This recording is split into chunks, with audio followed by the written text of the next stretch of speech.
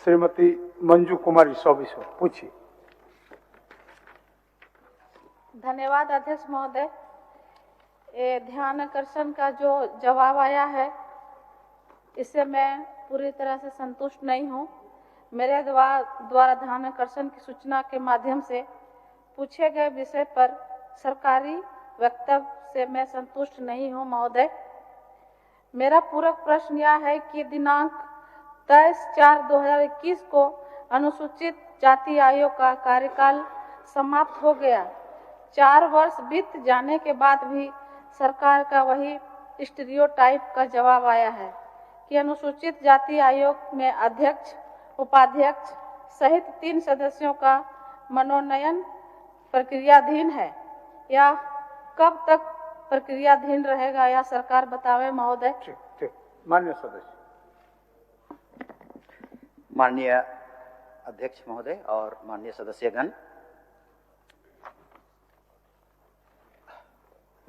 पिछला टाइम में जो गठन हो गया था, जो अध्यक्ष थे, उसमें हमें थोड़ी सी परेशानी हुई थी, मतलब पूरा एक तरह से कहें तो कम्युनिटी को ही, क्योंकि उसमें नियमावली नहीं बन पाया था। तो अब उसके बाद के समय में भी जब पुनः गठन करने की बात होती रही तो क्वेरी करके भेजा गया मंत्रियों के द्वारा कि नियमावली गठन करके लाएं। तो अभी की स्थिति यह है मैडम कि नियमावली मूव हो रहा है, साथ में गठन की प्रक्रिया भी मूव हो रहा है। विधि विभाग अनुमोदन दे दिया है और कार्मिक विभाग और वित्त विभाग ये दोनों से अनुमोदन होते ही हम लोग उसको आगे मूव करेंगे और जितना जल्दी हो सके हम लोग कोशिश करेंगे कि ये हो जाए। मैं पूछना चाहती हूँ कि 2021 के पहले उसमें नियमावली नहीं बनी थी क्या? उसमें अध्यक्ष जब हमारे भाजपा की सरकार, रघुवर दास की सरकार थी, उसमें आयोग का गठन हुआ था। उसके बाद 2019 के बाद जब जेएमएम गठबंधन की सरकार आई उसमें नियमावली उसमें बना था। अभी 2019 के बाद नियमावली कैसे चेंज हो गया? माननीय सदस्यगण, एक्चुअली आप सभी जानते हैं, हम सभी जानते हैं, एसटी और एससी के लिए बहुत सारा एक्ट बना हुआ है, स्ट्रॉन्ग एक्ट, कानून, संविधान का धारा 14, 15, 16, एसटी एससी एट्रोसिटी एक्ट, बहुत सारा एक्ट है। मगर हम अभी महसूस करते हैं कि यह फलाफल नहीं हो पाता है। क्यों नहीं हो पाता है?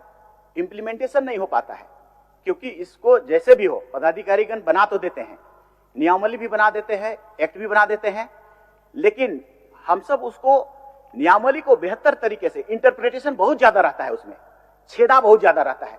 इसके चलते एक्ट बनने के बावजूद संविधान में बहुत सारा धाराएं हमारे पास है, इसके बावजूद भी हमारा बेहतरी नहीं हो पाया। जैसे इसलिए हम इसको कोशिश कर रहे हैं कि, और अभी मेरा एक प्रस्ताव है महोदय, सभी शेड्यूल कास्ट एमएलए महोदयों से हमारा आग्रह है कि हम इस नियमावली को बहुत स्ट्रॉन्ग बनाएं। आप सब से आग्रह है कि हम लोग मिल करके उसको बेहतर, एक मिनट, अगर आप चाहें तो, अगर आप चाहें तो हम लोग उसको मीटिंग करके कहां कहां पर नियमावली में कौन कौन जगह आपकी हमको सजेशन की जरूरत है, क्योंकि आप विधायकगण ज्यादा एक्सरसाइज करते हैं, पदाधिकारीगण एक्सरसाइज नहीं कर पाते हैं, तो नियमावली का मेन पॉइंट छूट जाता है। इसीलिए आप सबको, हम सबको देना पड़ेगा, उसमें इनपुट करना पड़ेगा, इंजेक्ट करना पड़ेगा कि इस तरह से कैसे होगा। जैसे मैं कमरे का एक विद्यालय गया था, हम लोग का एससी स्कूल है, वहां स्कूल में गया तो हमने पूछा, बाबू लोग तुमको अंडा मिलता है कि नहीं? तो उसने कहा कि मीट मिलता है कि नहीं? तो उसने कहा कि नहीं सर, हम लोग को नहीं मिलता है, वहां अंडा भी नहीं मिलता है, मीट भी नहीं मिलता है। हमने पूछा क्यों नहीं मिलता है? तो प्रिंसिपल साहब बोलते हैं कि नजदीक में एक मंदिर है, इसीलिए आप लोगों को नहीं दिया जाता है। फिर वो स्टूडेंट बोला क्या, एक मिनट बना, आपका पूरक लेंगे, लेकिन जो क्वेश्चन है उसको पहले विश्लेषण हम लोग कर लेते हैं। हम सब तैयार हैं, हम चाहते हैं आप जैसा कहेंगे हम लोग वैसा करेंगे, क्योंकि ये डिप्राइव्ड कम्युनिटी है। हम आप लड़ते हैं वो मैटर नहीं है, वो कम्युनिटी के लिए हम लोग को करना है, आई नो। तो ऐसा क्या हो गया ना, वो लोग बोला, वो बच्चा बोला कि अगल बगल सभी हम लोग का हिंदू समाज के ही है, उन लोगों के लिए मंदिर है, मगर वो लोग खा सकते हैं, मीट भी खा सकते हैं, अंडा भी खा सकते हैं। तो हमने तुरंत उसको बुलाया, कहा कि इस पर कार्रवाई करिए करके। दूसरी बात एक और हम कह रहे हैं मैडम, 5 करोड़ रुपया मेरा वापस हो रहा है, मेरी मजबूरी आ गई, क्योंकि वो सब नियमावली में वो सब जिक्र नहीं है कि हमारा पैसा जब आएगा तो हम उसको कैसे करके इम्प्लीमेंटेशन करेंगे, और अगर नहीं खर्च हो रहा है तो हम उसको कैसे ट्रांसफर करेंगे। मैंने पूछा डिपार्टमेंट से कि या इसको ट्रांसफर करने का कोई प्रावधान है, बोला नहीं, केंद्र सरकार उसको स्पष्ट कर दिया था कि इसको नहीं करा जा सकता है, ऐसा कर दिया। अब तीसरी बात ये कहते हैं कि 2.5 करोड़ मेरा फिर बचा हुआ है, हमको पता नहीं चल पा रहा है कि हम किससे राय लें, कहाँ बनाए। वो बनाने का है मसना के पास में शेड बनाना है, या तो कुछ ऐसा भी बनाना है एससी का, शेड्यूल कास्ट कम्युनिटी का।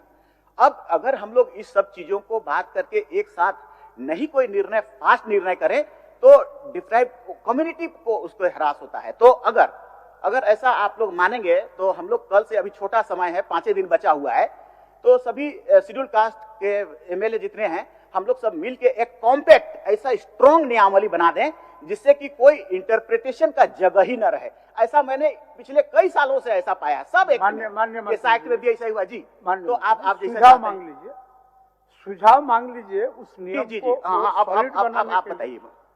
हो गया मैडम, आपका जवाब आपका पूरी हो गया। अध्यक्ष महोदय, अनुसूचित जातियों के लिए राज्य आयोग अधिनियम 2018 दिनांक 29/10/2018 को अधिसूचित किया गया है। मेरा बस सदन के माध्यम से सरकार से यह आग्रह है कि झारखंड में अनुसूचित जातियों का सामाजिक आर्थिक विकास के लिए योजनाओं का कार्यान्वयन में सलाह देना और राज्य में उनके विकास की गति का मूल्यांकन हेतु राज्य अनुसूचित जाति आयोग में अध्यक्ष, उपाध्यक्ष एवं सदस्यों का मनोनयन कब तक सरकार करेगी? 1 माह, 2 माह, 3 माह? ठीक। एक समय सीमा निर्धारित करें अध्यक्ष महोदय। आप एक समय बता दीजिए। 1 महीना में नियमावली हो जाएगा। हम लोग नियमावली को और गठन का प्रक्रिया दोनों साथ साथ ले जा रहे हैं। हाँ, पूछ लीजिए उज्जवल जी, अगर आप भी कुछ। उज्जवल जी हस्ताक्षरी है? वो नहीं है।